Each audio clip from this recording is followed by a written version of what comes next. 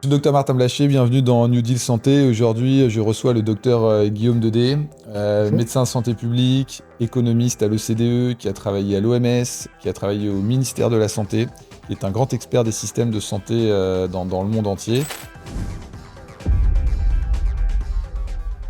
Aujourd'hui, je voulais avec lui qu'on ait une discussion sur l'avenir du système français, mais aussi des autres systèmes. Je pense qu'on a tous conscience que les choses vont pas forcément pouvoir continuer telles qu'elles sont aujourd'hui. Une raison toute simple, c'est qu'on n'arrive plus à financer ces systèmes de santé, qu'on n'arrive plus non plus à trouver de soignants, et qu'on imagine que la santé va prendre de plus en plus de place dans le monde de demain. Moi, il y a un premier sujet que j'aurais aimé évoquer, c'est selon toi, qu'est-ce qui fait qu'en fait les dépenses de santé augmentent? Quel est le déterminant principal? Oh, vaste question. Tout d'abord, merci pour ton invitation, Martin. C'est toujours un plaisir d'échanger avec toi. Qu'est-ce qui fait que les dépenses augmentent? Il y a énormément de facteurs qui rentrent en compte dans nos sociétés, mais il y a principalement le vieillissement des populations. Les gens vieillissent, deviennent plus vieux, donc potentiellement plus malades. Et ce qu'on sait, c'est pas nécessairement juste le vieillissement qui crée ça, mais c'est aussi le fait qu'aujourd'hui, la médecine propose de plus en plus de choses à ces gens-là. Donc en gros, c'est aussi l'intensité du service médical qu'on propose à une population qui vieillit. Ça, c'est le premier déterminant. Donc, plus de services, des services potentiellement plus chers, etc. Le deuxième, c'est évidemment la chronicisation et la transition épidémiologique qui se termine chez nous avec une présence très très forte des maladies non transmissibles, qui sont des maladies qui coûtent très cher et qui durent par définition en général presque toute la vie. Ouais. Et c'est fait que ce sont des patients qui on n'est plus dans des phases aiguës de traitement et ensuite on reprend une vie comme avant, mais on va passer sa vie avec des médicaments, des visites chez le médecin, etc., etc. Donc tout ça aussi, c'est inflationniste. Il y a aussi une dimension qui n'est pas négligée, c'est-à-dire que nos sociétés demandent de plus en plus aussi de soins parce que c'est un bien qui est recherché, parce que ça fait partie aussi on va dire, du package qui vient avec le fait de devenir un pays de plus en plus riche, de plus en plus vieux, etc. Donc il y a des demandes aussi qui augmentent. Donc il y a un ensemble d'éléments et de facteurs qui fait qu'il y a une augmentation de la demande. En parallèle à ça, la médecine aussi propose plus de choses aujourd'hui qu'elle n'en proposait autrefois, et souvent des choses qui sont beaucoup plus chères. Ouais, c'est ça. Beaucoup d'innovation, etc. Bon, moi, c'est un terme que j'aime pas trop, ou qu'en tout cas, je manipule avec énormément d'attention. Mais il y a un élément réel qui est le fait que l'innovation est quelque chose qui coûte plus cher. Justement, Guillaume, moi, c'est un point qui est très important pour moi, parce qu'il y a beaucoup de gens qui vont considérer, notamment les tutelles françaises, que le fait qu'il y ait plus de dépenses de santé, ce soit un problème. Mais est-ce que toi, en tant qu'économiste et médecin, tu considères que c'est vraiment un problème, ou tu considères finalement que c'est le sens de l'histoire? Le sens de l'histoire, on voit le marxiste en toi, là. On voit pas trop, non. Oui, si. Le sens de l'histoire, c'est un problème si on décide que c'en est un. Les dépenses de santé augmentent, ça veut dire aussi qu'on vit plus longtemps, ça veut dire qu'on a plus d'opportunités, etc. Donc on peut aussi le voir aussi comme le révélateur d'avancées qui sont peut-être plutôt vertueuses. Donc c'est un problème à partir du moment où c'est pas maîtrisé, c'est totalement subi. D'accord ? C'est-à-dire qu'on ne peut plus rien faire dessus. Oui, ça devient un problème. Si ça se fait au détriment d'autres investissements essentiels dans nos sociétés, qui sont aussi très importants pour la santé des gens, que ce soit sur l'alimentation, sur l'habitation, etc. Oui, ça devient un problème. Mais si c'est maîtrisé, si c'est contrôlé, si c'est pensé, et c'est surtout si ça répond à une demande et un besoin social, c'est pas un sujet en soi. Alors justement, là, je te reprends là-dessus. On ne sait pas si ça répond en fait à véritablement une demande des populations, puisqu'aujourd'hui, ce n'est pas les populations, finalement, qui décident. La dépense de santé, la façon dont elle est gérée, elle est un peu gérée au-dessus des gens. Moi, j'ai l'impression, notamment en France, qu'on ne puisse pas considérer que ce soit très démocratique la façon dont la santé est décidée. En fait, on a l'impression qu'on a quelques technocrates qui vont, finalement, mais des gens très bien intentionnés, mais qui vont considérer qu'il faut allouer une certaine part du PIB à la santé. Et en fait, les gens vont payer de façon assez aveugle pour ça. Et on a complètement supprimé un peu le marché qui consistait à dire est-ce que je paye ou est-ce que je paye pas pour cette santé, quoi, finalement m'obliger à financer, ou à l'inverse, des choses que j'aurais voulu financer qu'on va pas financer. Alors, je te trouve un peu fort en disant que c'est pas démocratique, en tout cas que c'est le fait de technocrates. Le budget de la santé en France, tu sais très bien qu'il est voté par l'Assemblée nationale, enfin, par les parlementaires. Les parlementaires sont les représentants du peuple. Donc on pourrait quand même déjà dire que il y a le processus, il est éminemment démocratique en soi. Après, évidemment, le projet de loi de financement de la sécurité sociale, qui est, on va dire, le vecteur législatif principal du financement, il est élaboré par des administrations. Mais le fait est qu'il y a on va dire un endossement politique, endorsement, je ne sais pas comment on dit en français, mais qui est réel dans les choix de dépenses de santé. Donc je pense que le processus, il reste démocratique et légitime. Ça a été le sens, on va dire, des lois qui ont été passées en 95, 97, 2002, qui est de redonner, on va dire, un pilotage on va dire, au pouvoir politique dans les orientations et dans les décisions de dépenses de santé. Donc je pense que le processus, il est démocratique. Après, il y a des tendances sur lesquelles on a peu de prise. Et ça, c'est un autre sujet, mais ça, c'est pas une question de démocratie ou pas. Il y a des tendances, comme je dis, le vieillissement, le développement de la technologie, etc., qui vont avoir des impacts sur les systèmes de santé, et donc sur nos dépenses de santé, etc., qui sont pas des choses nécessairement choisies, mais plutôt subies. Donc là, il y a aussi une réponse à faire. Donc je pense qu'on peut pas nécessairement dire c'est pas démocratique. Il y a un pilotage public réel, mais il y a aussi des choses qui nous arrivent dessus et auxquelles on doit répondre collectivement, socialement. Mais ça nécessite justement de collectivement prendre des décisions, faire des choix, prendre des directions. Ouais, mais j'ai l'impression que ce qui est démocratique, c'est la façon dont le système va globalement être géré, mais choisir ton panier de soins. C'est-à-dire choisir ce que tu vas consommer ou ce que tu vas pas consommer, choisir ce sur quoi tu vas t'assurer. Oui. D'un point de vue santé, tu peux pas le choisir individuellement. Non, mais tu le choisis même pas toi-même, parce que la plupart des gens ne sont pas capables de faire ces choix-là. C'est pour ça que ça c'est intéressant ce que tu dis, mais ça, j'ai l'impression que c'est le postulat de base de tous les systèmes de santé. C'est le postulat de base de l'économie de la santé. Hein. C'est une décision tripartite. Est-ce que c'est encore vrai, oui, oui, bien sûr, parce que c'est pas parce qu'on a transitionné dans nos sociétés qu'on s'est rendu plus riche que tout le monde est devenu médecin ou sachant. Je vais te prendre un exemple, par exemple, des médicaments pour maigrir. Oui.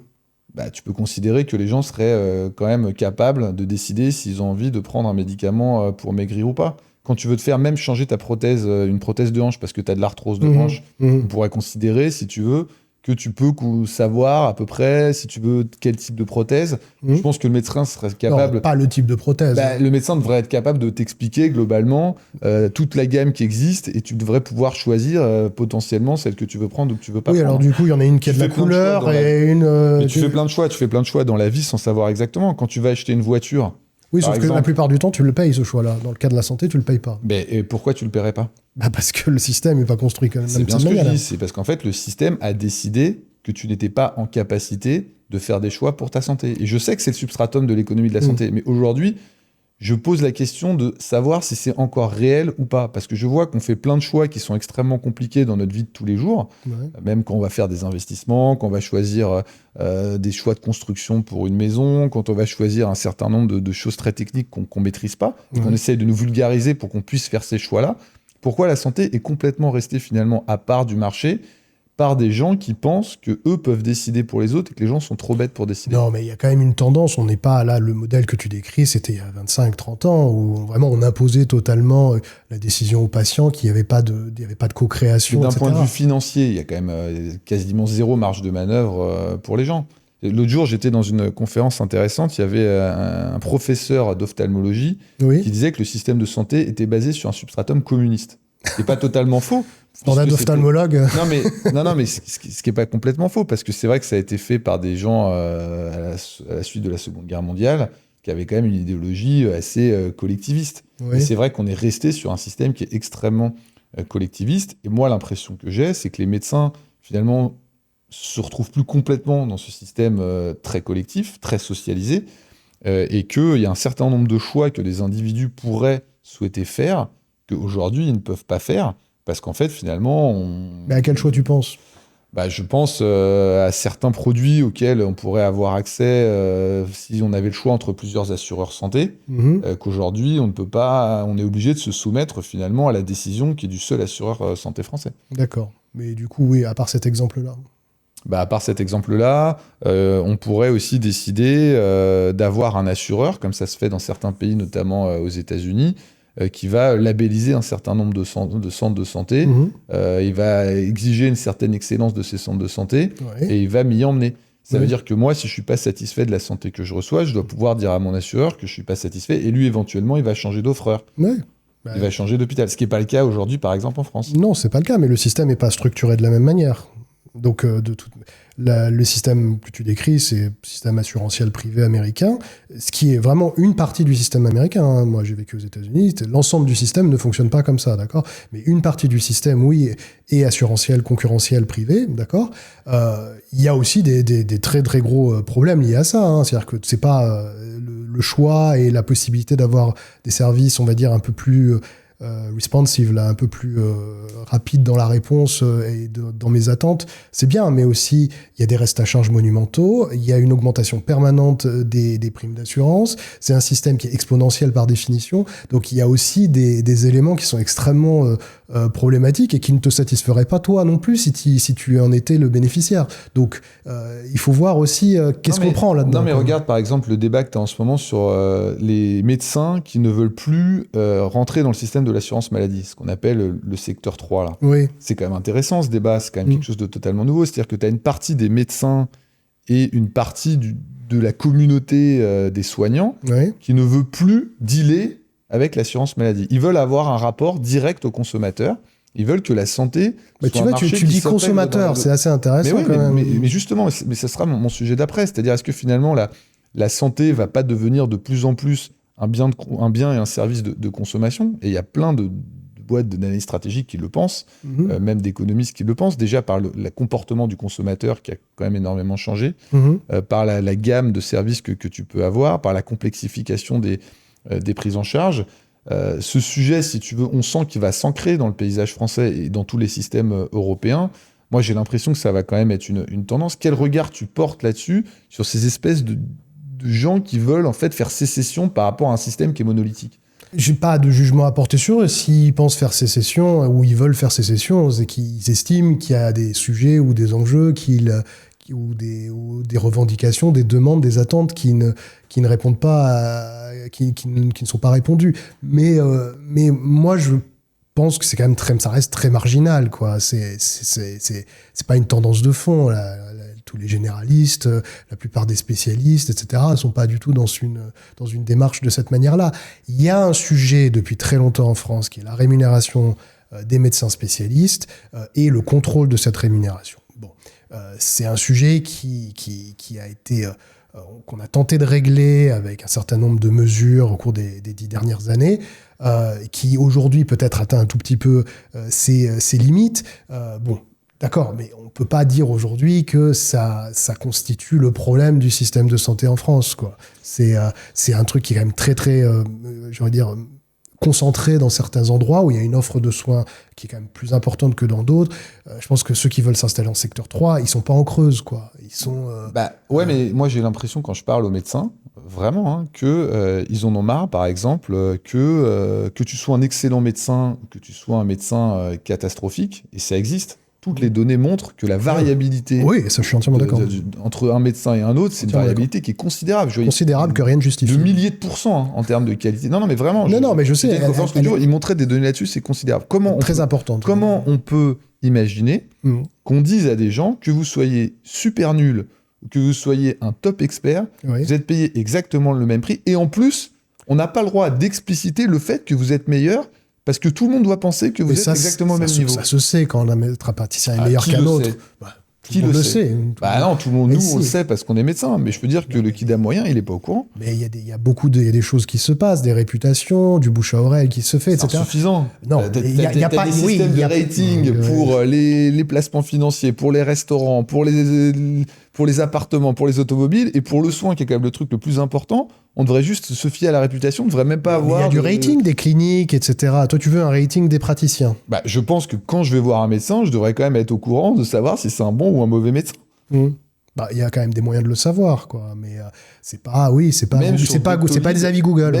Même sur Doctolib, on n'a pas le droit. On l'a pas. Ouais, je sais, et ils refusent de le faire. Mais je suis pas. Je pense qu'une fois de plus qu'on est dans un marché qui est un tout petit peu particulier et dans un secteur qui est un peu particulier, on peut pas juger un médecin de la même manière qu'on juge une boulangerie, quoi. C'est pas tout à fait le même délire, je pense. Bah, c'est plus compliqué, mais c'est pas pour ça qu'il faut pas le faire. On peut le faire. Il y a des moyens de savoir aussi de la qualité des soins qui sont prodigués. Aujourd'hui, c'est principalement dans le secteur hospitalier, en tout cas dans ce qu'on appelle le inpatient care, c'est-à-dire le secteur non ambulatoire, quoi. Mais il y a de plus en plus d'éléments qui nous permettent aussi d'avoir des données sur la qualité des soins. Mais je suis entièrement d'accord que la question de la qualité, de la sécurité des soins, c'est l'enjeu de demain dans nos systèmes de santé. C'est-à-dire qu'il ne suffit pas d'avoir accès aux soins, il ne suffit pas d'être financièrement capable de se les payer, il faut aussi s'assurer que ce qu'on reçoit aujourd'hui en termes de soins, ça soit des soins de bonne qualité, qui soient au niveau des attentes qu'on peut avoir dans n'importe quel autre secteur. Aujourd'hui, il y a des études qui montrent qu'à peu près 60%, ça c'est un chiffre que j'aime beaucoup, mais il y a que 60% en fait des procédures médicales qui sont dans les pays de l'OCDE qui sont fondées sur des données probantes. C'est-à-dire qu'il y a 40% des choses qu'on fait, on n'est pas vraiment sûr que ça marche. On n'est pas vraiment sûr que c'est utile. Enfin, en tout cas, ça n'a pas démontré quoi que ce soit. Mais non, mais laisse-moi finir. Ouais, le point, c'est est-ce qu'on accepterait ça dans le secteur de l'aéronautique ? Non, personne prendrait l'avion en se disant non, 40% des manips que fait le pilote, on n'est pas sûr si c'est bon ou si c'est pas bon, quoi. Donc non, il y a un vrai sujet là-dessus. On est entièrement d'accord. Il faut vraiment travailler sur la qualité, etc. Mais est-ce que c'est vraiment à l'échelon en se disant oui, on va pointer du doigt, on va faire un ranking des spécialistes ou des praticiens dans ma région. Je suis pas sûr que ça soit la chose qui va permettre de faire avancer cet agenda. Je sais qu'il y a des études qui ont montré que ne serait-ce que de ranker les médecins les uns par rapport aux autres, les hôpitaux, ça permettait, ils augmentent leur qualité parce qu'ils ont envie de se mettre au niveau des autres. Je pense c'est contre-productif de ne pas vouloir le faire, mais je pense qu'on ne veut pas le faire à dessein parce que ce serait beaucoup trop dangereux que des gens se rendent compte qu'ils ont accès à un soin qui n'est pas de bonne qualité. Donc en fait, l'implicite là-dedans, c'est de dire tout est excellent, donc vous ne posez pas la question de si c'est bon ou si c'est pas bon, vous inquiétez pas, moi le payeur, je suis garant de la qualité de ce que vous avez. Et puis comme on sait que les gens ne sont pas capables de juger, finalement, une fois qu'ils ont l'accès, ils sont très contents. D'ailleurs, c'est toujours drôle de voir dans le débat politique l'obsession de la proximité géographique par rapport aux soins. Oui, et par rapport à la sécurité. Par rapport à la sécurité. Tu vois, là, ils viennent de recréer un nouveau process pour mettre des choses encore plus proches. Je veux dire, c'est de plus en plus proche, mais de moins en moins bonne qualité. Pas toujours. Au bout d'un moment, tu auras un conseiller en santé qui sera genre ton voisin, mais bon, il faut voir à quoi tu as accès. Non, mais c'est intéressant de voir à quel point, finalement, je pense que le corps médical a été assez ambigu là-dessus. C'est-à-dire qu'il ne veut pas se faire évaluer, mais à force de ne pas se faire évaluer, il finit par y perdre aussi, si tu veux, parce que c'est quelque part un ajustement par le bas qui est tout à fait dans l'intérêt finalement du payeur qui finalement donne accès et les gens sont finalement globalement contents. Non, mais tout le monde serait gagnant à faire de la meilleure médecine mais on peut pas dire que le point de départ est mauvais. On fait de la bonne médecine de manière générale, mais on s'autorise des variations qui sont pas justifiables. Tu dis on fait de la bonne médecine de manière générale, mais qu'est-ce que tu as comme données pour le prouver ça ? Bah, je sais pas, le fait que ça fait depuis 40 ans que l'expérience de vie augmente, que tous les indicateurs de santé vont dans le bon sens, etc. Donc la qualité de la santé et des systèmes de soins va en s'améliorant. Quand tu écoutes les économistes, ils te disent que c'est pas du tout la santé les systèmes de santé qui font que tu améliores ta qualité de vie, mais c'est tes systèmes redistributifs, c'est le fait que tu aies moins de stress au travail, que tu manges mieux, que... Est-ce qu'on mange mieux aujourd'hui, vraiment ? Mais pourquoi pas ? Mais non, mais l'idée, est-ce que les systèmes de santé améliorent la santé ? Ça, c'est l'objet de pas mal d'articles dans la littérature. On peut évidemment dire que la plupart des progrès de santé au cours des 150 dernières années ne sont pas le fait des systèmes de santé, encore moins de la médecine. 10%. Oui, non, mais ce serait 10% de l'espérance de vie qui sont imputables au système de santé. Qui étaient inopérants, inefficaces, voire même dangereux. Je veux dire, l'amélioration de la mortalité, enfin la survie et la baisse de la transmission de la tuberculose, c'est pas le fait de la médecine. À l'époque, on savait même pas comment ça se transmettait, il y avait pas d'antibiotiques, etc. Donc c'est l'hygiène, c'est l'augmentation de l'assainissement, l'amélioration des conditions de vie, tous ces éléments-là qui ont permis. Donc ça a été vrai. Mais aujourd'hui, ça fait 30 ans quand même que, globalement, on fait pas d'énormes progrès en termes d'hygiène, de conditions et d'environnement, etc. Plutôt en se dégradant d'ailleurs. Mais ce qu'on voit, c'est que les systèmes de santé, sur un certain nombre de métriques très précises des systèmes de santé, comme la survie, je sais pas, après un infarctus du myocarde, la survie à 30 jours, je sais pas, les hospitalisations évitables. Par exemple, on a un des critères qu'on utilise beaucoup, c'est l'hospitalisation, par exemple, pour diabète. Normalement, quelqu'un qui a un diabète n'a aucune raison d'être hospitalisé. Il doit être géré en ambulatoire, il n'y a aucun problème, il reçoit ses traitements, etc. Donc, les niveaux d'hospitalisation pour diabète, ça veut dire que c'est un échec du système. C'est clairement très, très circonstancié au système. Ben là, on voit que ça s'abaisse aussi, etc. Donc, il y a un certain nombre de métriques, de mesures qui nous montrent que les systèmes de santé vont vers mieux, vers plus de qualité et vers une meilleure qualité et offre de soins. Et comment tu expliques le fait que, c'est ce que j'ai vu dans les données de l'OCDE, et c'est ce qu'on constate aussi en France, qu'on trouve plus de soignants. C'est-à-dire que les gens n'ont plus envie de faire ce métier, et ça rejoint finalement l'avenir de nos systèmes de santé. C'est peut-être qu'à un moment, si les gens n'ont plus envie de faire ce métier, il va falloir changer les conditions dont les gens font ce métier. À ce moment-là, ça va sans doute coûter plus cher. Donc ça remet aussi en question les fondements sur lesquels notre système de santé... on le voit sur l'innovation, donc les traitements coûtent de plus en plus cher. Ouais. On voit qu'il y a certains pays, on n'a plus accès à tout parce que ça coûte trop cher. Ouais. Mais d'un autre côté, on voit aussi que non seulement les soignants vont d'un pays à l'autre, donc il y a une espèce de marché mondialisé des soignants, les pays essayent de les attirer avec des conditions favorables. Et donc tout ça va être inflationniste sur finalement la main-d'œuvre des soignants. Comment des pays comme la France, qui avait l'habitude d'avoir plein de soignants, qui étaient globalement à l'aise avec ça, va gérer en plus cette contrainte de devoir mettre plus d'argent pour avoir des soignants ? Il y a plusieurs choses dans ta question. Alors, tu me parlais de la question des ressources humaines en santé. Ça, c'est un sujet absolument essentiel. Il est vrai qu'il y a une pénurie, mais ça, c'est pas que en France. Il y a une pénurie mondiale de professionnels de santé. Alors, plusieurs raisons à ça, mais qui tiennent principalement au fait qu'on n'en a pas formé assez pendant très longtemps, parce que c'est de la main-d'œuvre qui coûte cher, c'est de la main-d'œuvre très qualifiée, qui met longtemps à être formée. On n'a pas formé assez, et aussi parce qu'on a du mal à les garder. Parce que c'est un métier qui est difficile, c'est un métier qui est exigeant, c'est un métier que les gens ont du mal à exercer toute leur vie, en tout cas à 100%, et on va dire à temps plein.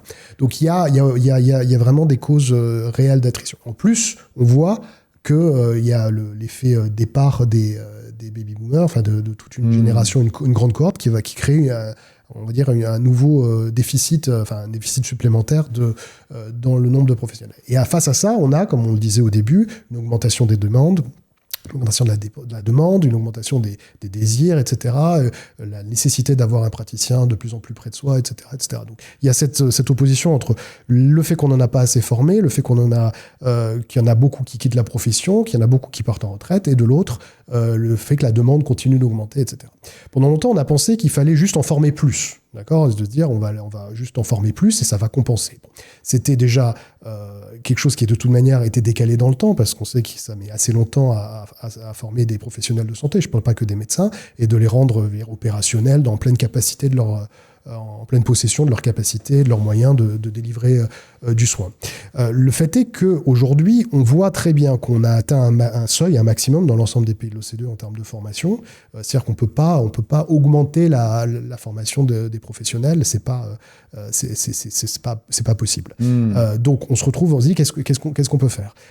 On constate aussi que le ratio qu'on a aujourd'hui de professionnels par rapport au nombre, par exemple, de personnes de plus de 65 ans, il est à un niveau qu'on ne peut pas augmenter. C'est-à-dire qu'en gros, il faudrait qu'on triple le nombre de personnes en formation par rapport aux projections démographiques qu'on a pour se retrouver avec ce même niveau de ce ratio de soignants par personne de plus de 65 ans, considérant que ce ratio-là est ce qui nous dit ce que vont être les besoins futurs. Donc en fait, on peut pas se dire il faut former plus de professionnels, ça n'arrivera pas. Ça n'est pas possible.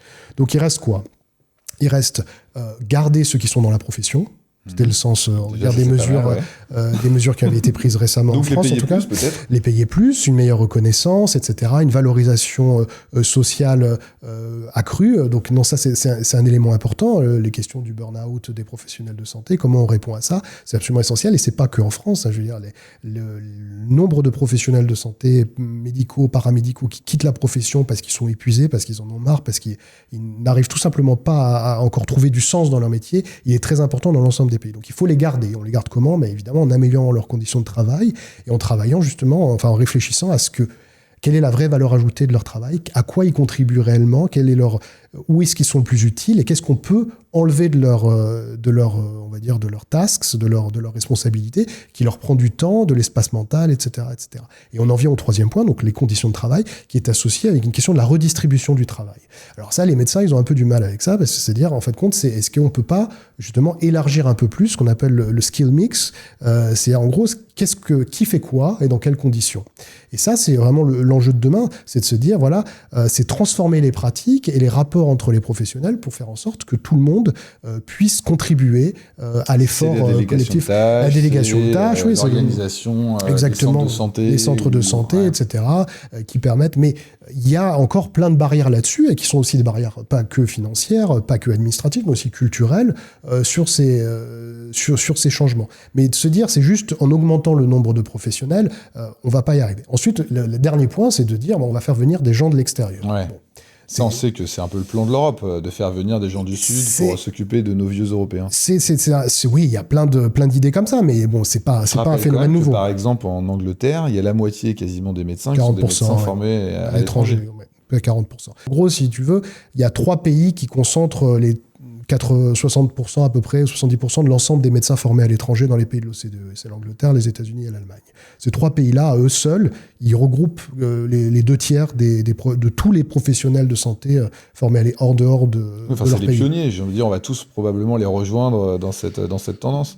Pas nécessairement, parce que en fait, eux, ils ont été aussi mieux-disants sur un certain nombre d'éléments, notamment financiers, qui les ont rendus plus attractifs que d'autres. Et il y avait aussi la langue. Ce qui prouve qu'il va y avoir quand même un côté inflationniste sur cette idée de faire venir des de toute manière, à partir du moment où vous faites venir plus de professionnels, vous augmentez, on va dire, le roulement de votre système et son rendement. Donc, c'est évidemment que ça va augmenter, ça va être inflationniste, mais c'est un peu ce qu'on cherche aussi, puisqu'on suppose qu'il y a une demande qui n'est pas... Mais donc, laquelle on répond pas. Conscient qu'avec tout ça, entre cette compétition entre les pays pour faire venir des médecins étrangers, ce qui est quand même la piste la plus facile et qui est quand même souvent ressortie pour faire grossir les stocks de soignants dans les différents pays. Je dis pas que c'est la plus facile, quand même. Entre l'innovation, vu qu'on peut pas en former beaucoup plus, entre l'innovation qui coûte de plus en plus cher, les médecins qui commencent à vouloir être payés un petit peu plus, parce que c'est vrai qu'on a quand même beaucoup réussi à limiter les dépenses de santé en limitant leur rémunération.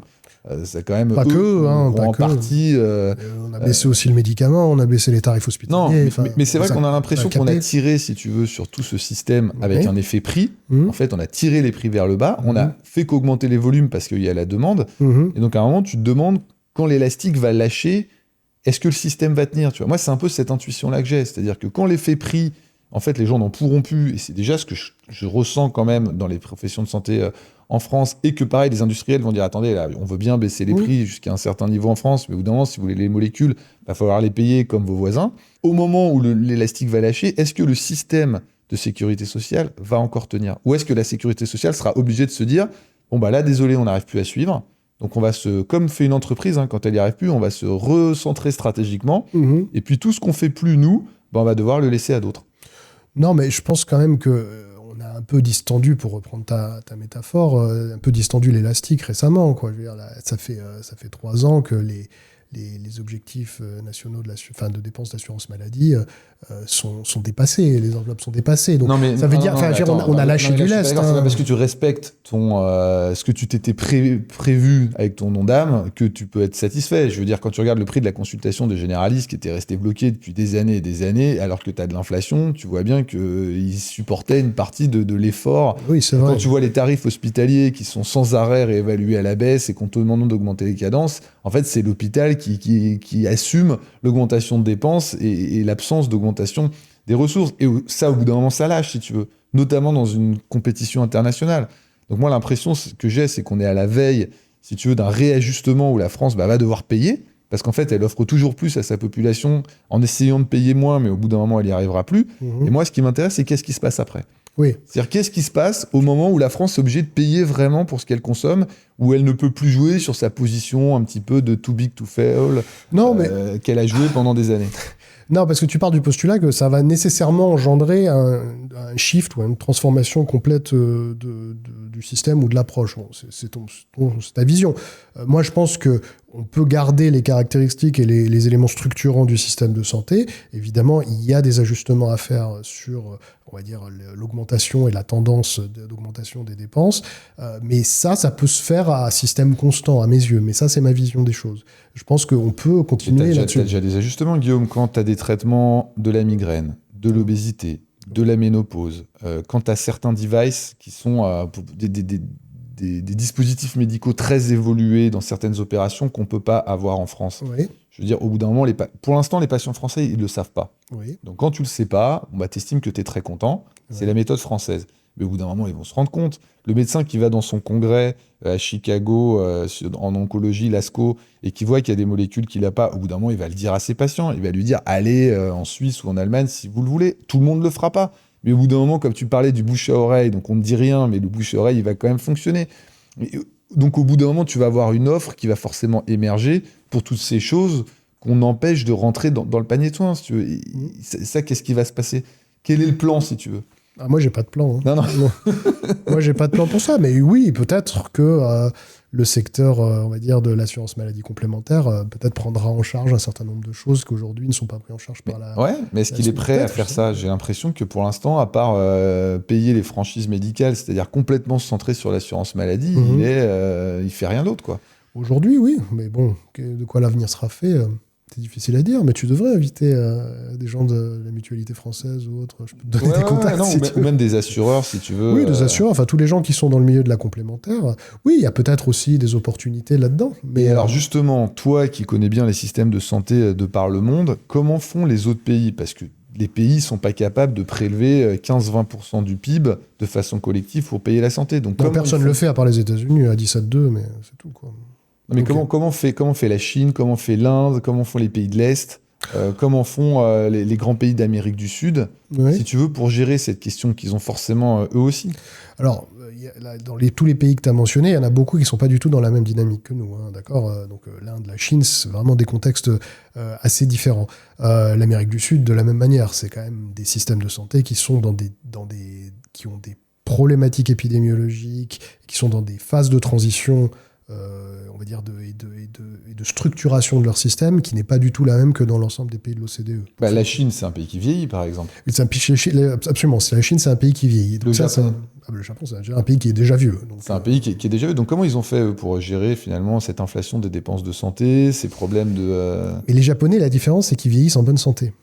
Donc il y a un autre sujet là-dessus, mais les Japonais, la demande de soins avec le développement du grand âge n'a pas été aussi brutale que ce qu'on peut attendre aujourd'hui dans les pays d'Europe de l'Ouest, pour faire simple, et les États-Unis. Donc il y a des éléments un peu différents. Moi, je ne suis pas très très calé sur le système japonais, mais globalement, tout le monde est aux prises avec les mêmes problématiques. C'est-à-dire que tu as une augmentation de la demande, un contexte macroéconomique dans l'ensemble des pays de l'OCDE qui fait qu'il y a peu de croissance, qui fait que les pays sont surendettés. Les pays sont globalement, pas tous, mais il y a beaucoup de pays qui sont très endettés. Et donc, les options que les pays ont, elles sont un peu toujours les mêmes. Et c'est ce que je dis toujours.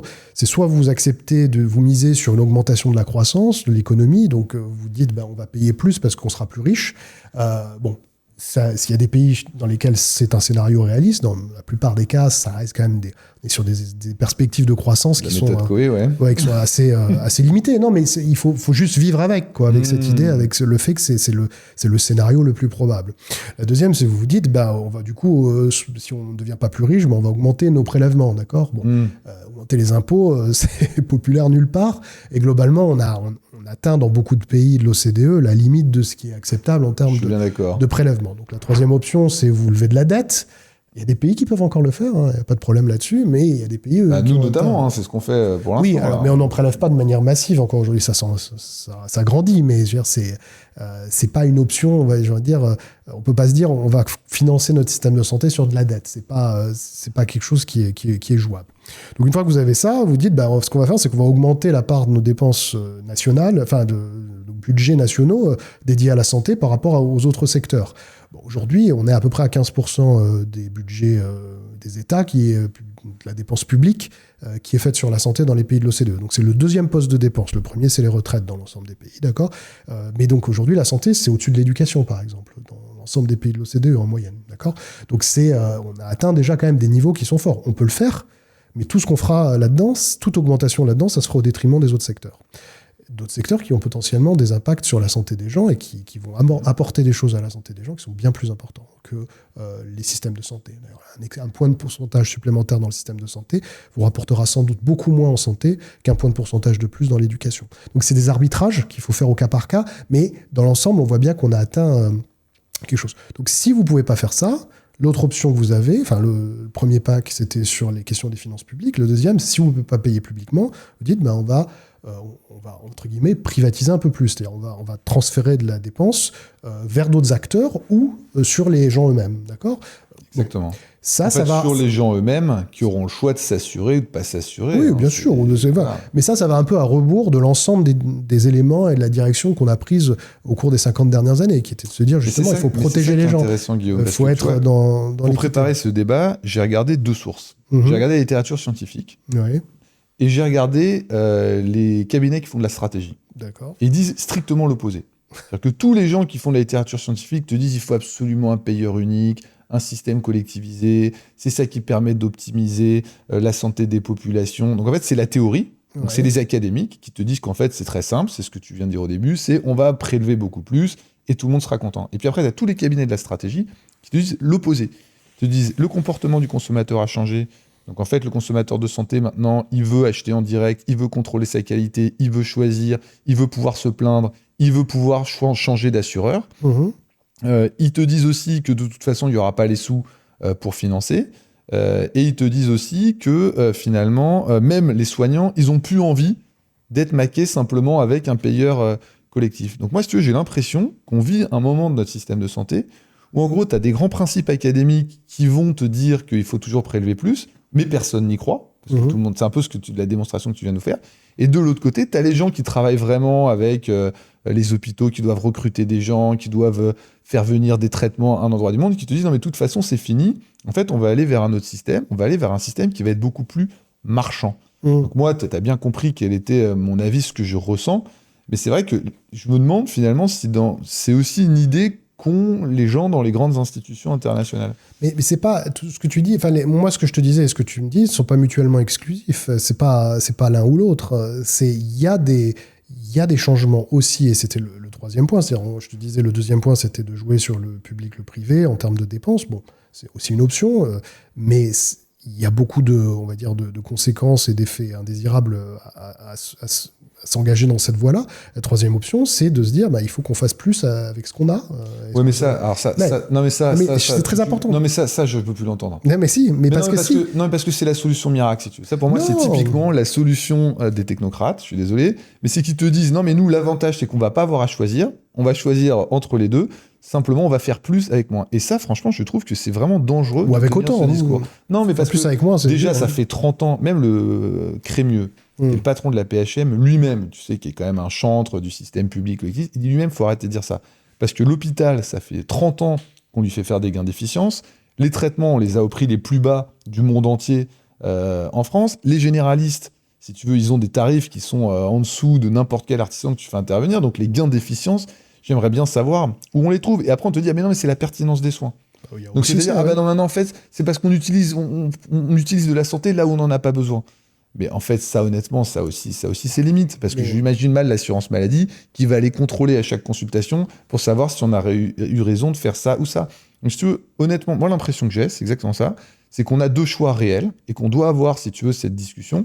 Mais qu'au lieu d'avoir ce choix à faire, on passe notre temps à avoir cette voie du milieu, soi-disant qu'on va avoir des gains d'efficience qui nous permettront de ne pas choisir. Et tu crois pas qu'au bout d'un moment, il est temps aussi de se positionner ? Mais moi, je me positionne, je t'ai dit ce que j'en pense. Moi, c'est ce que dit M. Crémieux, c'est parfaitement vrai, mais c'est très, très orienté sur, on va dire, les processes. Mais on peut aussi s'interroger sur les outputs, sur exactement ce qu'on a avec ces process et qu'est-ce qu'on en tire. Nous, à l'OCDE, on a fait une estimation en 2017 et on est en train de la réviser, qu'il y a à peu près 1/5 des dépenses de santé qui sont inutiles, redondantes, dangereuses, etc., etc. Donc ça veut dire qu'on peut, après ce n'est qu'une estimation, mais on peut clairement se dire aujourd'hui qu'il y a énormément d'inefficience dans le système, donc il y a des grands leviers pour améliorer ce qu'on reçoit et tout en étant mieux disant financièrement. Diraient les contrôleurs de gestion que c'est dans les grands groupes. Ils diraient quoi? Ils te diraient que chasser ces 20% qui sont inutiles te coûtera le même prix que ces 20% qui sont eux-mêmes inutiles. S'ils le disent alors. Non, mais à un moment, c'est une réalité aussi. C'est-à-dire que je pense pas que tu arriveras à répondre à la grande équation qu'on a posée au début de cette discussion uniquement en allant chasser les actes inutiles. Je trouve que c'est un peu courte vue. Non, mais si il n'y a pas que les actes inutiles. Des systèmes de santé de demain. Et je pense pas que ça répond, si tu veux, aux grandes interrogations que les soignants se posent, que les industriels se posent et que même la population se pose. Non, moi je pense qu'il y a clairement des choses qu'on peut faire mieux aujourd'hui et c'est, à mon sens, la voie à suivre. D'accord ? Je ne pense pas qu'il faille complètement renverser la table. On a un système qui, quand même, dans la plupart des pays de l'OCDE, propose du soin, propose du soin de très bonne qualité avec des professionnels dédiés qui sont vraiment investis dedans, qui sont du soin qui est bien contrôlé. Donc je pense qu'il faut vraiment aussi voir le verre à moitié plein, que ce qu'on a et ce qu'on y perdrait aussi à complètement lâcher la bride sur tout ou à complètement renverser la table. Je pense que c'est important de dire. J'ai pas d'avis fondamental sur le sujet, mais je dis juste qu'il faut faire très très attention aux grands soirs ou aux solutions miracles. Si on avait... je pense qu'il y a longtemps que ça serait établi. Je ne crois pas au grand soir. J'ai l'impression qu'il y a un pays qui a un système de santé qui est un peu différent des autres pays, ce sont les États-Unis. Oui. Et j'ai l'impression que ça fait 25-30 ans qu'on dit c'est une catastrophe le système américain. On avait l'espoir Obama qu'en fait, il ramène le système américain vers les systèmes européens. Et aujourd'hui, j'ai l'impression qu'en fait, on va aller strictement à l'inverse. C'est-à-dire que les systèmes européens et les systèmes très collectifs vont petit à petit dériver vers le système américain, pas parce qu'on le veut, pas parce que c'est idéologique, mais tout simplement parce que la réalité, c'est qu'il faut aller chercher de l'argent pour financer ces systèmes de santé et qu'il n'est plus possible de le financer par la collectivité et qui donc, il va falloir le faire directement par la poche des consommateurs. Et donc, je m'interroge, si tu veux, sur finalement ce renversement qu'on a du sens de l'histoire des systèmes de santé. Et j'ai l'impression, mais ça c'est toi qui pourrais nous le dire aussi, que des pays comme l'Allemagne, par exemple, l'Angleterre, ont déjà finalement commencé le chemin vers un système qui était très collectif, vers un système qui l'est de moins en moins. Non. En Angleterre, par exemple, tu as le NHS qui reste la santé pour tous. Absolument. Mais les gens qui gagnent très bien leur vie sortent du NHS pour avoir des systèmes privés qui sont quand même de meilleure qualité. Oui, mais ça existait déjà depuis assez longtemps. Puis c'est quand même une frange de la population très marginale. En Allemagne, c'est 9% de la population qui a une assurance privée. La plupart des gens sont assurés dans le système, on va dire, dans le droit commun, quoi. Oui, mais en France, c'est zéro. Oui, non, c'est quelques pourcents, mais oui, c'est beaucoup moins important. En France, tu n'as même pas le droit, il me semble, de ne pas être affilié à l'assurance maladie. Moi, je ne suis pas affilié à l'assurance maladie. Donc, tu vois, c'est D'accord, possible. oui, mais enfin, t'es dans un régime. Non, mais ce que je veux te dire, c'est que non, mais il y a pas que ça, quoi. Enfin, il y a pas que moi. Il y a quand même des exemples de gens qui sont hors système. Donc ça existe, mais c'est assez marginal. J'en conviens. C'est pas 9% de la population. On est bien d'accord. Mais bon, c'est un fait. Les systèmes ont été historiquement structurés comme ils sont, etc. Je pense vraiment en Angleterre, c'est assez marginal. Et il y a un autre élément que je trouve assez intéressant sur l'évolution, notamment du soin, c'est qu'avant, on avait quand même cette notion du soin qui avait un risque. Si tu veux. Donc, tu avais la chance, peut-être tu avais la chance de vivre et de ne pas tomber malade. D'accord. Et parfois, la maladie te tombait dessus, parce que voilà, le hasard du génome, de l'environnement, ou le hasard tout simplement, fait que tu étais malade. On a l'impression qu'avec l'allongement de la durée de la vie, c'est plus ça en fait. C'est qu'il y a des maladies qu'on va tous avoir. Oui, on va tous avoir le cardiovasculaire. Une femme sur 10 va avoir un cancer du sein. Un homme sur 10 va avoir un cancer de la prostate. On va sans doute avoir une maladie neurodégénérative, donc on va sans doute devoir être pris en charge pour la dépendance et les maladies d'Alzheimer. Il y a les sujets quand même du surpoids, un Américain sur 2. Donc aujourd'hui, lutter contre le surpoids, on ne peut pas dire qu'il y a vraiment un risque. Les articulations, les prothèses de hanche, les prothèses de genoux. Donc, est-ce que finalement, l'assurance maladie n'est pas devenue plus proche de l'assurance retraite, c'est-à-dire quelque chose qui est inévitable, qu'on devra faire, plutôt qu'une assurance par rapport à un risque? Et est-ce que ça ne change pas aussi la nature du système ? Oui, si, dans une certaine mesure, mais on en revient à ce qu'on se disait, c'est-à-dire que voilà, évidemment, ça augmente la demande parce que voilà, il y a une certitude d'un certain nombre d'événements qui étaient plutôt aléatoires autrefois et qui vont être, on va dire, plus fréquents dans le futur. Dans ce cas-là, pourquoi il faut absolument le financer d'un point de vue collectif? Parce qu'autant quand c'était un risque, si tu veux, il y avait la solidarité des gens qui avaient la chance de ne pas être malades, vis-à-vis de celui qui était malade. À la limite, on pouvait le comprendre, si tu veux. Ouais. Mais quelle est la logique de vouloir s'accrocher à un système monopolistique et collectiviste, alors que de toute façon, on va tous y passer, si tu veux. C'est un peu le même sujet que la répartition et la capitalisation. Mais alors, qu'est-ce que tu gagnerais à ce que tu l'individualises, ce risque, si on y passe tous? Bah, tu gagnerais à avoir le choix de la couverture que tu vas choisir pour préparer ton avenir. On a quand même le droit de décider d'allouer des ressources sur notre santé plutôt que sur le reste, d'avoir certaines gammes qui sont un petit peu différentes. Les soignants eux-mêmes ont aussi peut-être plus de liberté de proposer différents packages, soit plus économiques, soit moins économiques. Ce serait simplement un système un petit peu plus libre, parce qu'il n'y a plus cette notion de risque qui fait que, effectivement, il faut le gérer d'un point de vue collectif. Mais si tu veux, si tu suis le raisonnement comme ça, si dans un système où tu as une certitude du risque, un assureur privé ne s'engagera jamais. Mais peut-être mais peut-être que c'est plus l'assurance qui est forcément le bon modèle. Peut-être qu'on est simplement sur provisionner. Oui, provisionner, ça s'appelle l'épargne santé, ça existe. Singapour l'a fait, mais bon, c'est un petit pays et ils en sont pas très très contents globalement. Donc en gros à Singapour, tu mets une partie de ton salaire obligatoirement dans un fonds qui est à toi, qui est une provision de santé, un peu comme une retraite par capitalisation, sauf que c'est dédié à la santé. Ils l'ont fait, ça fait 20 ans qu'ils font ça, mais bon. Pour être un petit pays, une population très éduquée. Ils dépensent moins en santé à Singapour que nous. Oui, mais il faut une fois de plus comparer ce qui est comparable.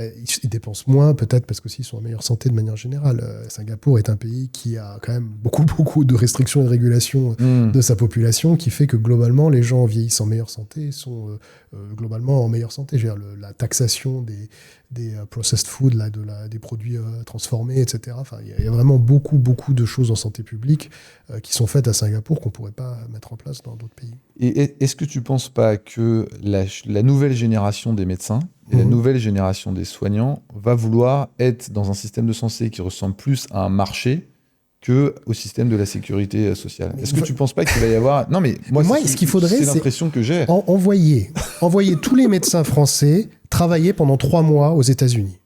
Mais juste ça, dans le secteur privé, je ne parle pas dans le système public. Mais si tu veux, aujourd'hui, un médecin américain, pour travailler 5 jours de travail clinique, ça coûte 2 journées d'administratif. Parce qu'ils ont 50 assurances avec qui ils dealent, qui ont 50 tarifs de remboursement, ils sont obligés de faire des reportings qui sont différents pour chacune des assurances. C'est un cauchemar. C'est-à-dire qu'aujourd'hui, un médecin qui travaille à temps plein 5 jours, il fait de la clinique pendant 3 jours et demi et il fait de l'administratif pendant 1 jour et demi. Les médecins français disent la même chose. Hein. Mais non, pas dans ces proportions-là. Je suis désolé. Pas dans ces proportions-là. C'est vraiment un casse-tête. C'est vraiment un enfer. Non, mais ça, c'est l'argument qui est toujours avancé pour défendre le monopole en fait, d'un assureur unique. C'est d'ailleurs ce que disent les académiques dans les études dont je te parlais tout à l'heure. C'était qu'il y a moins de frais administratifs. Ça, c'est sûr. Quel est le coût des frais de gestion dans le système de santé américain? La part des frais de gestion dans les dépenses de santé? Presque un tiers. Bon, après, en France, c'est difficile de savoir parce que tu as 50 000 estimations qui te donnent... Ouais, mais globalement, on n'est pas un tiers. On est plutôt de l'ordre de 5%. Enfin, moi, j'ai l'impression que les médecins américains, ils sont plus contents de leur sort que les médecins français. T'as parlé avec beaucoup de médecins américains, toi? En tout cas, j'ai l'impression qu'ils gagnent bien mieux leur vie. Ça, c'est un autre sujet. Mais bien gagner sa vie, ça rend pas heureux. Hein. Demande à tous les radiologues qui font des burn-out. C'est pas ça l'enjeu, quoi. Il n'y a pas que ça. J'ai l'impression que la jeune génération de médecins vient gagner sa vie, c'est important pour elle. Non, je pense justement que ce qu'ils préfèrent, c'est la qualité de vie. C'est d'avoir justement, c'est pour ça qu'il y a ça en fait partie. Ils veulent travailler moins. Ils veulent être salariés. Précédente, mais ils veulent gagner bien leur vie quand même. Et là, le HCAM a fait une étude très très intéressante, où c'était l'IRDES, je sais plus, mais qui montrait sur quelle est la proportion de recours au dépassement d'honoraires par spécialité en fonction du revenu moyen de la spécialité. D'accord ? Et on s'aperçoit qu'en fait, dans les spécialités qui ont des revenus moyens très élevés, le recours au dépassement d'honoraires est bien moins important en proportion des actes que le revenu, que chez les professionnels qui ont des revenus moyens moins importants. Ça nous dit quoi ? Ça nous dit que les médecins, ils visent un revenu cible. C'est ça mais ce revenu cible, il n'a pas besoin d'être dépasser des plafonds énormes. Ils veulent juste, ils ont une idée d'à peu près de ce qu'ils veulent gagner et ils travaillent, et ils arrangent ils s'organisent de manière à atteindre ce revenu cible. Donc je pense une fois de plus, c'est pas le driver, c'est pas l'argent, c'est vraiment le dire voilà, j'estime que ma formation, ma qualification, le risque que je prends. Parce qu'endormir des gens, c'est pas anodin comme métier. Hein. Non, mais Tu vois ce que je veux dire? Ouvrir des gens, enfin, je veux dire, c'est pas.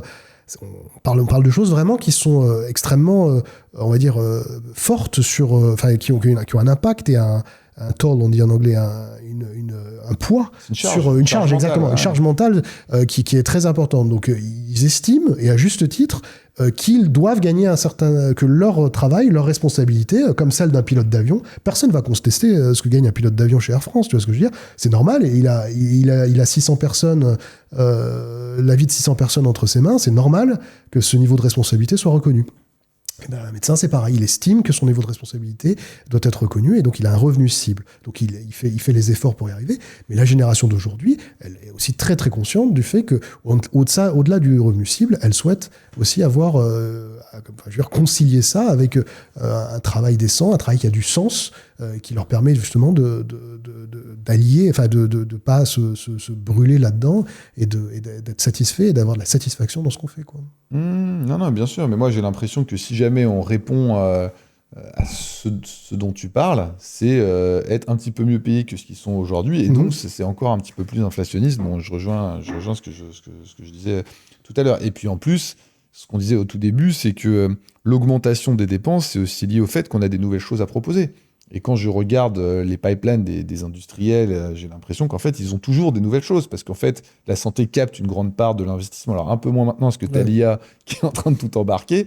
Mais quand la bulle aura claqué, peut-être que ça reviendra sur la santé. Et à ce moment-là, on se rendra compte qu'il y aura toujours plus d'offres, si tu veux. Ouais. Et que donc, à un moment, qui va décider, parce qu'on avait déjà eu cette discussion une fois, qui va décider que c'est trop ? C'est trop quoi? C'est 20% du PIB? C'est 25% du PIB? C'est quoi la limite? Mais on est plutôt aujourd'hui sur des trajectoires qui visent à stabiliser la part du PIB dédiée à la santé. Je parle pas des États-Unis, mais même aux États-Unis. J'ai vu que les États-Unis comptaient être à 20%, ils sont à 18, à 20% en 2033. J'ai vu que tous les pays... Et quand tu regardes la courbe, notamment de l'Europe, c'est une droite. Hein. Oui. T'as un fléchissement parce qu'on tire les prix vers le bas, mais si t'enlèves l'effet prix... T'es sur une trajectoire qui ne fait qu'augmenter. Non, mais alors, les États-Unis, c'est un système inflationniste par définition. C'est-à-dire que tout le monde gagne à ce qu'on dépense plus dans la santé. Oui, non, mais je sais. Mais il y a un moment, ça va... Pays européens. Prends les pays européens, ça ne fait qu'augmenter aussi. Ça ne fait qu'augmenter, mais la question est de savoir, c'est à quelle rapidité. Est-ce qu'on est sur la même pente ou pas? Aujourd'hui, il est possible, on va dire, de maintenir le niveau de dépense à ce qu'il est, ou en tout cas, grosso modo, là-dedans. Les projections qu'on a à l'OCDE, pour nous, à 2040, si on fait rien, c'est-à-dire si on est sur du tendanciel, on est à plus 3% de PIB, d'accord? C'est-à-dire on passerait de 9 et quelques, 9,5 en moyenne à 12,5 en moyenne dans les pays de l'OCDE. Bon, ça, c'est quand même... Ça fait beaucoup d'argent. Ça fait beaucoup d'argent, d'accord. C'est extrêmement cher. Bon.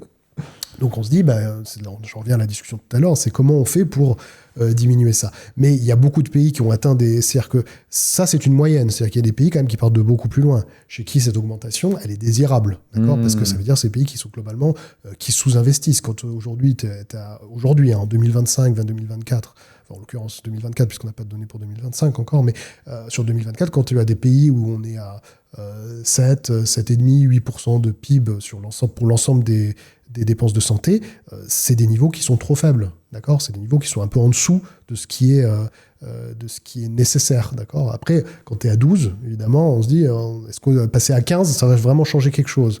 Je pense pas, d'accord? Donc c'est pour ça qu'il faut qu'on ait un moment où on se dit, on arrive probablement à quelque chose où on se dit, il faut probablement on va dire contenir ça à ces niveaux-là. Il y aura toujours un peu de tendanciel, il y aura toujours une petite augmentation liée à la demande, mais on ne va pas révolutionner... J'aimerais bien savoir c'est quoi la théorie qui sous-tend que ça va plafonner à 15%. Quoi. Parce que si les gens vivent jusqu'à 120 ans et qu'on a tous 3 maladies chroniques en même temps, et qu'en plus tu as de l'innovation qui fait que c'est toujours mieux, et qu'en fait tu vas même être augmenté, on va t'augmenter ta longévité, j'ai tendance à penser...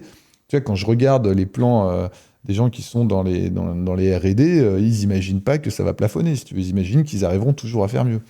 Non, mais qu'on fasse toujours mieux. C'est dur de prévoir la fin de cette évolution. Quoi. Non, mais il n'y aura certainement pas de fin. Hein. Mais est-ce que tout ce qui va arriver est désirable et quelque chose qu'il faut prendre en compte? Mais c'est là où je voulais t'amener. C'est-à-dire que qui décide que c'est plus désirable? C'est collectivement. Il faudra s'en emparer collectivement d'un débat public. Oui, mais t'es pas obligé d'adhérer à la collectivité. Parfois, tu peux décider que toi, c'est désirable pour toi et qu'il y en a d'autres pour qui c'est pas désirable. Mais on vit dans un monde libre, en tout cas en Europe de l'Ouest, où s'il y a des gens qui souhaitent offrir ça aux gens, libre à eux. Si les gens souhaitent s'assurer pour des risques qui sont non couverts, moi, j'ai rien à dire là-dessus. Mais pour l'instant, la question se posait pas parce qu'on couvrait surtout. Tu m'as dit le contraire tout à l'heure. Tu m'as dit que les gens ne savent pas aujourd'hui qu'il y a beaucoup de choses qui sont pas couvertes. Ça commence à craquer, si tu veux. Voilà. C'est exactement ça mon sujet. C'est qu'est-ce que plus on va avancer, plus de toute façon, cette dichotomie est inévitable. Peut-être pas. Moi, je peux pas te dire. J'ai pas de boule de cristal. C'est possible que si certains systèmes deviennent trop contraints et empêchent l'arrivée d'un certain nombre de choses qui sont socialement demandées, mais pas financièrement acceptées ou acceptables, eh ben peut-être qu'il y aura l'émergence d'acteurs supplémentaires pour répondre à cette demande. Pourquoi pas ? Moi, j'imagine que ça puisse se faire. Est-ce que c'est un système qui sera viable sur le moyen terme pour ces acteurs-là ? Je ne peux pas te dire. Mais oui, c'est une possibilité. Mais je ne dis pas le contraire. D'accord.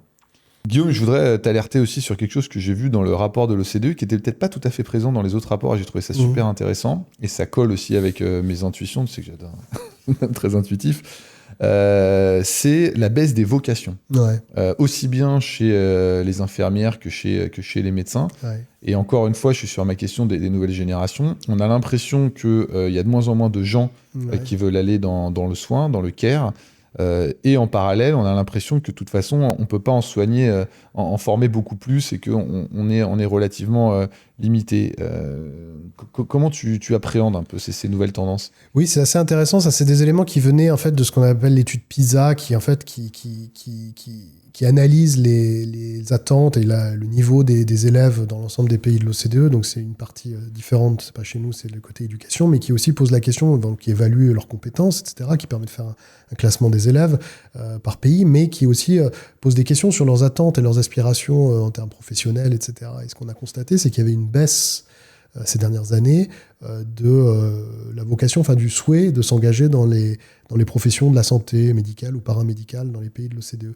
Ce qui est un peu contre-intuitif par rapport à ce qu'on s'attendait, parce qu'on se disait en post-pandémie, peut-être que justement ça avait donné un intérêt supplémentaire à ces carrières, à ces professions, et de se dire, il y a vraiment une utilité sociale majeure, etc. Donc c'est vrai que c'est un sujet qui nous a un peu interpellés.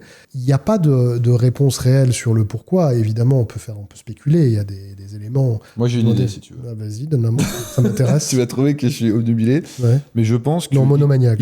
Monomaniaque, voilà. Il y a une profession de santé qui ne se retrouve plus dans le modèle collectiviste. Non, mais je pense que les jeunes, si tu veux, ils ont complètement intégré, comparé à l'inverse de la génération de nos parents, l'idée du marché. Ouais. Et donc, ils ont envie de vivre, si tu veux, dans un monde où tu peux avoir plusieurs vies, où tu peux changer, où tu peux avoir plusieurs employeurs, où tu peux travailler différemment. Et les systèmes de santé, en fait, ne font que essayer de t'uniformiser, de te ramener dans une norme, parce qu'en fait, ils sont sur l'ancien monde. Ouais. Et je pense que si on veut réenchanter la médecine, il va falloir, en fait, travailler plus normalement. En fait, arrêter de faire du monde de la santé quelque chose de complètement... out of time, quoi, c'est-à-dire old-fashioned, démodé, et donc remettre la santé dans un monde qui est plus moderne, c'est-à-dire avec un marché plus normal. Et je pense que tu pourrais remonter en fait les vocations vers la santé, parce que choisir santé, c'est faire du soin, mais c'est aussi accepter d'être dans un système socialiste à tendance un petit peu création communiste 1945. Je te laisse responsable de tes propos. Et probablement que les jeunes, ils n'ont pas forcément envie d'évoluer dans ce monde-là. Très bien. Alors, beaucoup de choses à discuter là-dessus. Les gens à qui on a posé ça, la question, je ne pense pas qu'ils puissent se projeter dans le mode d'exercice là-dedans. C'était plus, est-ce que vous aspirez à devenir médecin ou infirmière ou infirmier ? Et à ce titre-là, je pense que les déterminants de leur choix ont plus affaire aux conditions de travail, c'est-à-dire en gros... Qui en font partie. Oui, qui en font partie, mais je pense que pour eux, en ce qui les concerne, c'est plus une question d'engagement, on va dire de qualité de travail, de mais parce que longueur des études. Aujourd'hui, c'est un sacerdoce. passer un sacerdoce parce que le système est fait pour des gens qui veulent une vie de sacerdoce. Je pense que ce que tu dis est vrai, mais plutôt en ce qui concerne les gens qui sont déjà dans la profession. Mais les gens qui aspirent ou pas à y rentrer, je pense que les déterminants, c'est plus ce qu'ils voient. C'est-à-dire tous mes copains, peu de reconnaissance. Sans doute toi, qui sont médecins, disent à leurs enfants de ne pas faire ce job. Ouais, alors j'entends beaucoup les médecins dire ça. Bon, j'attends de voir quand la question se posera réellement. D'accord ? C'est-à-dire quand les gens ils disent ça, en général, les enfants, ils ont 4 ans ou 5 ans. Donc, j'attends juste de voir quand... C'était pas le cas avant. Avant, quand tu lisais le Prince de Sang, les livres qu'on lisait quand on était étudiant, c'était sans arrêt des dynasties de Mestins, et on rêvait de pouvoir avoir médecine pour faire comme nos parents. Ouais. J'ai pas l'impression que ce soit le narratif d'aujourd'hui. Oui, peut-être. Non, mais il y a certainement... Oui, il y a des changements. C'est évident que... Je pense que oui, les dynasties... ça n'existe plus, mais moi c'était plutôt, je te reprenais sur le fait, est-ce que les gens vont continuer de dire à leurs enfants quand ils auront 18 ans, faut surtout pas médecine, alors qu'ils sont médecins eux-mêmes? J'attends de voir, pourquoi pas, hein, je ne sais même pas moi ce que je dirais à mes enfants, mais bon, j'attends juste de voir, parce que ça, pour moi c'est un peu facile à dire à 15 ans d'avance. Non, mais il est certain que oui, il y a un vrai sujet sur les vocations. Il faut rendre ces métiers plus attractifs de manière générale, à la fois pour qu'on ait plus de gens qui veulent les faire et pour qu'on ait plus de gens qui restent dans ces professions. Donc ça, c'est un élément central de toutes les politiques et fondamental de toutes les politiques de réforme des systèmes de santé. C'est vraiment travailler sur les professionnels, parce que c'est un métier qui restera, on parle beaucoup d'IA aujourd'hui, mais c'est un métier qui restera fondamentalement ancré sur les professionnels, sur les personnels. C'est un point sur lequel, Guillaume, on va être totalement d'accord, parce que moi, mes positions sur l'IA, ça a toujours été... il y a beaucoup de fantasmes, notamment sur la santé, notamment ce que je dis, l'intelligence humaine n'a jamais été finalement le facteur limitant à l'expansion du soin, si tu veux. C'est pas le médecin, on dit toujours, il passe... un dixième de seconde à savoir ce que le patient a, et puis après, il faut mettre en place... le faire adhérer au plan de soins, ce genre de choses. Donc, je serais ravi de t'entendre sur ta vision, justement, de l'IA comme grand soir, comme l'a un peu cru. On sent que la tendance du gouvernement, ça a été d'énormément investir là-dessus. Ils ont cru, on a l'impression un peu que l'IA allait sauver le système de santé. Qu'est-ce que t'en penses, toi ? Oui, alors moi, c'est un débat qui me passionne parce que, en fait, on tombe un peu dans toutes les turpitudes de nos époques, qui est de s'emballer pour des choses en s'imaginant que la technologie va résoudre l'ensemble des problèmes qu'on n'a pas été capable de résoudre depuis 50 ans. Donc, moi, en plus, quand l'IA a commencé à vraiment monter, j'habitais en Californie, dans la Silicon Valley, et donc, je voyais là tous j'appelle ça les mormons de la tech, qui étaient là et qui disaient ça y est, c'est fini fin de la maladie. Exact. Non mais c'est ça. On rentre ouais. dans un nouvel univers. Vous ne réalisez pas ce qui se passe. Bon. Après tout, j'en veux à personne d'être enthousiaste, hein.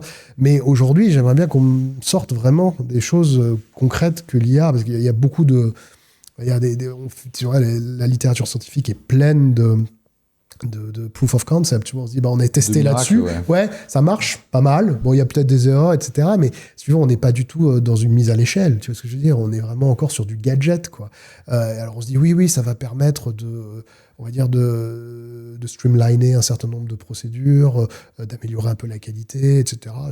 J'attends de voir, moi j'en serais très content, tu vois ce que je veux dire ? C'est vraiment, il y a aussi l'aspect un peu prédictif, pour la recherche, je pense que ça aura beaucoup plus d'impact concret que dans le soin lui-même. Et il faut aussi rester conscient que l'IA en santé, elle est drivée énormément par les États-Unis, et les problématiques du système de santé américain ne sont pas les nôtres, ne sont pas les mêmes que chez nous. C'est-à-dire qu'en gros, aujourd'hui, dans la plupart des outils d'IA en santé, etc., sont des choses qui répondent à des problèmes liés à la façon dont le système de santé américain est organisé, et notamment ce dont on parlait tout à l'heure, c'est-à-dire que toutes ces questions de travail administratif, parce qu'il y a beaucoup d'IA en santé. Mais ça, j'y crois énormément. Mais c'est drivé par les États-Unis, parce que comme je te le disais tout à l'heure, il y a la charge administrative des médecins aux États-Unis, elle n'a rien à voir avec ce qu'elle est en France et en Europe. Tu vois ce que je veux dire ? Donc il y a aussi, ces outils vont se développer, mais est-ce qu'ils vont amener quelque chose ou une plus-value réelle, immédiate dans d'autres pays ? Est-ce que tu vois, c'est transférable ? Je suis pas convaincu. Donc, en tout cas, pas dans l'immédiat. Donc, il faut continuer à avancer. Il faut pas se passer des opportunités que ça va créer. Il faut le faire dans un cadre sécurisant qui va s'assurer justement d'un respect d'un certain nombre de fondamentaux, de respect, on va dire, de l'intégrité des données, etc. D'être sûr que justement aussi les modèles toutes les solutions que l'IA est supposée apporter ne creusent pas les inégalités, mais plutôt les réduisent, parce qu'on voit aussi il y a un vrai problème d'entraînement des données. Elles sont entraînées sur un certain nombre de pathologies ou de profils, etc., qui sont pas nécessairement, qui correspondent pas à l'ensemble de la population ou des besoins de la population. Donc il y a pas mal de caveats qu'il faut prendre en compte. J'attends de voir, personnellement. Je suis très heureux, très intéressé, etc. Mais je veux dire, les gens, le généraliste dans son village, etc., bon, c'est pas demain que l'IA va transformer sa pratique médicale. Donc restons humbles et calmes face à ça, quoi. Ouais, je suis entièrement d'accord avec toi sur l'IA. L'administratif, ok, le process, ok, le métier de médecin, le soin, j'ai du mal, je vois pas encore. Et quand je demande, même aux radiologues, même aux anapathes, s'ils ont gagné du temps, des gains de productivité avec l'IA, tous me répondent qu'ils en ont perdu. Ouais. Non, mais c'est pour l'instant, je suis assez sceptique aussi. C'est très intéressant parce qu'on voit le ratio aujourd'hui de temps que les gens passent à essayer de monter des modèles. Moi, quand j'étais aux États-Unis, on voyait ça, des modèles notamment sur l'anapath. Moi, j'avais visité une des universités de Californie. Il y avait un grand labo d'anapath et ils avaient vraiment scanné l'ensemble de leur lame depuis 50 ans, etc. Et donc, ils entraînaient un modèle, mais donc ils avaient passé des mois et des mois et des mois d'ingénieurs là-dessus, etc. Puis le modèle fonctionnait à peu près, etc. Mais je dis, mais est-ce que ça fait est-ce que ça vous a rattrapé des choses que vous aviez pas vues vous-même ou que le plus vieil anapathe du labo aurait pas vu? Il dit non. Nous, on avait travaillé sur des trucs IA dans le cancer du sein, c'est la lecture des mammographies en IA, et ça rajoutait absolument rien à la lecture, la double lecture par deux radiologues. Donc, non, mais l'IA, c'est utile dans d'autres domaines. Mais juste dans la santé, aujourd'hui, vraiment, j'attends vraiment de voir. Je suis pas convaincu par l'application à la santé. Et d'ailleurs, j'ai appris que Chat sortait de la santé. Est-ce qu'ils étaient... Ils y croient pas, et surtout il y a trop de risques juridiques. Alors, la question de la responsabilité juridique, elle est absolument pas réglée. Ça, je suis entièrement d'accord avec toi. Donc c'est un vrai sujet. Mais moi, ça me fait marrer ces gourous de la tech qui te disent oui. Maintenant, les logiciels d'IA, enfin les agents IA, maintenant sont dans certaines entreprises américaines ont été intégrés aux ressources humaines. Tu vois ce que je veux dire? Elles ne répondent plus au DSI. Tu vois ce que je veux dire? C'est qu'il y a une espèce de transposition ou de changement de statut de l'IA qui passe en fin de compte de quelque chose d'informatique à quelque chose qui relève des ressources humaines. Je veux dire, mais est-ce que ça a un sens tout ça? Non, mais il y a un phénomène de mode. Il y a un phénomène de mode, il y a totalement ça. En tout cas, Guillaume, merci beaucoup. C'était moi qui te remercie. Extrêmement intéressant. Bon, tu vois, je vais pas changer. Non, mais il n'y a pas de raison. Mais c'est super, en tout cas, de pouvoir avoir cette discussion. Honnêtement, je pense que c'est une discussion qui intéresse les soignants. Oui. Parce que je pense qu'ils se rendent compte que c'est ce genre de discussion qu'il va falloir avoir dans les années à venir. Et tu as su vachement bien nous expliquer, en fait... voilà, tous les tenants et les aboutissants, il n'y a pas de magie en réalité, donc on voit les scénarios qui sont possibles, et je trouve que le plus intéressant, c'est de pouvoir en discuter, qu'après tout le monde puisse choisir et se préparer aussi à l'avenir, parce que certes, il y a des scénarios, mais il y a aussi des choses qui sont un peu inéluctables, on a vu notamment pour nos systèmes de santé. Merci beaucoup. C'est moi qui te remercie.